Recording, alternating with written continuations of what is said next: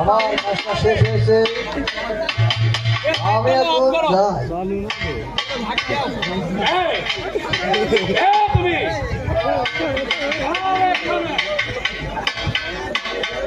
মানে আমি ভগবানের রাজদূত। তুমি কোথায় গিয়েছিলে?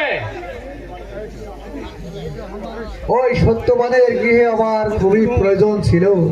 এই কার প্রয়োজন ছিল? সত্যবতীর গর্ভে একটি পুত্র সন্তান হবে,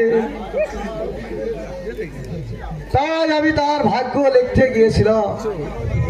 আর ভাগ্যে তুমি কি লিখলে?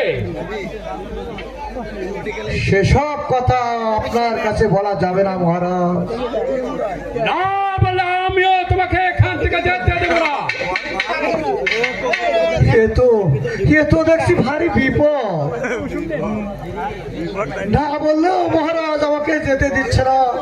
কি হলো করে বলো, ওই সন্তানের ভাগ্যে তুমি কি লিখলে? শুনুন মহারাজ, ওই বালক 20 বছর বয়সে আপনাকে নিধন করে আপনার সিংহাসনকে দখল করবে। এর সে আর কিছু জানতে চাইবেন না মহারাজ, আমি এখন আসি।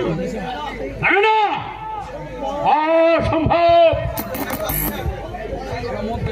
সামান্য একটা সত্যবতীর পুত্র আমাকে নিধন করে আমি কিছুতেই হতে দেব না। এই মুহূর্তে আমি ওই সত্যবতীকে হত্যা করব। আমি যে তার আশ্রিতা, কারণ আমি তার আশ্রিতা, তাই তাকে হত্যা করা যাবে না। এখান থেকে যেমন করে হোক তাকে আমি বন্দি করে নিয়ে যাব আমার ওই রাজধানীতে।